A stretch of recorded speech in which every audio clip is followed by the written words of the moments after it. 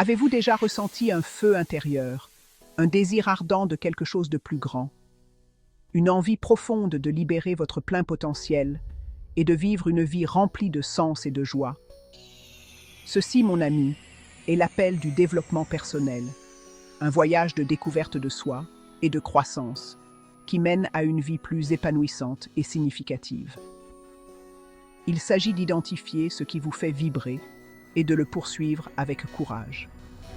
Ce voyage ne consiste pas à devenir quelqu'un d'autre, mais à devenir la meilleure version de vous-même.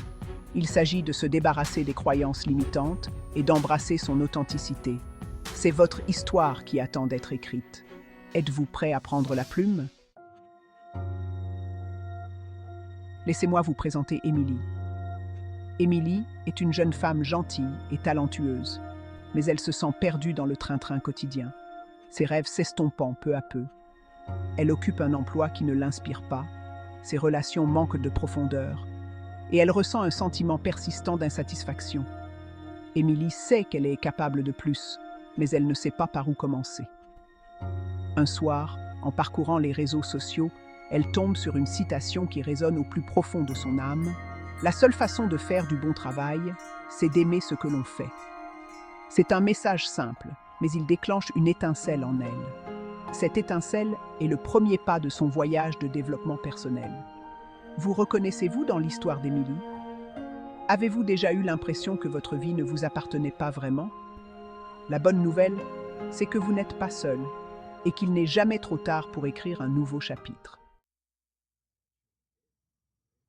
Cette étincelle de reconnaissance, ce désir de quelque chose de plus grand, est le catalyseur du changement. La conscience de soi est le fondement sur lequel repose toute croissance personnelle. Il s'agit de porter un regard profond et honnête sur nous-mêmes, en reconnaissant nos forces et nos faiblesses. Il s'agit de comprendre nos valeurs, nos passions et nos aspirations. Cette introspection peut être inconfortable au début. Elle nous demande de confronter nos croyances limitantes et de remettre en question les histoires que nous nous racontons. Mais c'est dans cette vulnérabilité que notre véritable potentiel commence à émerger. Prenez un moment pour réfléchir. Quels sont vos désirs les plus profonds? Qu'est-ce qui fait chanter votre cœur? Qu'est-ce qui vous passionne vraiment? Face au miroir, identifiez nos croyances limitantes. Nous en avons tous, ces petites voix dans notre tête qui nous disent que nous ne sommes pas assez bien, assez intelligents ou dignes de nos rêves. Ce sont nos croyances limitantes et elles peuvent nous empêcher de vivre la vie que nous méritons. Identifier ces croyances, c'est comme éclairer les ombres. Cela peut faire un peu peur au début, mais une fois que nous les voyons pour ce qu'elles sont, simplement des pensées, pas des faits, nous pouvons commencer à les remettre en question et à les recadrer. Pensez-y. Quelles sont les pensées négatives qui vous freinent souvent? Notez-les. Une fois que vous les voyez sur papier, vous pouvez commencer à remettre en question leur validité et les remplacer par des affirmations positives. Fixez ses objectifs. Des rêves vagues aux visions claires. Maintenant que nous sommes plus conscients de nous-mêmes et que nous avons commencé à démanteler ces croyances limitantes, il est temps de définir clairement ce que nous voulons vraiment. C'est là que la fixation d'objectifs entre en jeu. Mais pas n'importe quels objectifs. Nous parlons d'objectifs qui vous illuminent de l'intérieur. Des objectifs qui s'alignent sur vos valeurs et vos passions. Des objectifs qui vous font un peu peur et vous enthousiasment beaucoup. Vous vous souvenez d'Émilie? Elle a réalisé qu'elle aspirait à une carrière qui lui permettrait d'exprimer sa créativité et d'apporter une contribution significative au monde. Elle s'est donc fixée comme objectif de se reconvertir dans le graphisme, une voie qui la terrifiait et la stimulait à la fois. Quels sont vos grands objectifs audacieux? N'ayez pas peur de voir grand. Le pouvoir des petits pas. Adoptez le processus. Les grands objectifs peuvent sembler insurmontables, mais la clé est de les décomposer en étapes plus petites et plus faciles à gérer. Il s'agit d'embrasser le pouvoir des petites actions entreprises de manière cohérente au fil du temps. Imaginez que vous escaladiez une montagne. Vous n'atteignez pas le sommet en un seul bond de géant. Vous le faites un pas à la fois, en célébrant chaque étape franchie en cours de route.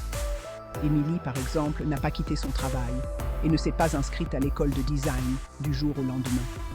Elle a commencé petit à petit, en suivant des cours en ligne le soir et le week-end. Elle a rejoint une communauté de designers locales pour rencontrer des personnes partageant les mêmes idées. Pas à pas, elle s'est rapprochée de son objectif. Quelle petite étape pouvez-vous franchir aujourd'hui pour vous rapprocher de vos rêves? N'oubliez pas que même la plus petite action est un progrès.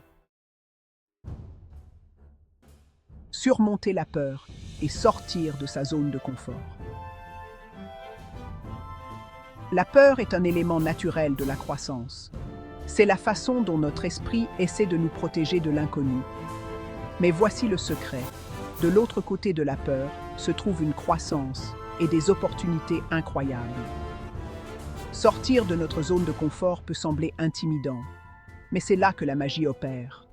C'est là que nous découvrons des forces cachées, que nous développons notre résilience et que nous créons une vie que nous aimons vraiment. Émilie était terrifiée à l'idée de montrer son travail au monde entier, mais elle savait que pour grandir, elle devait affronter sa peur. Le souffle court et le cœur battant, elle a commencé à partager son travail en ligne et s'est même inscrite à un concours de design local. Quelle peur vous retient?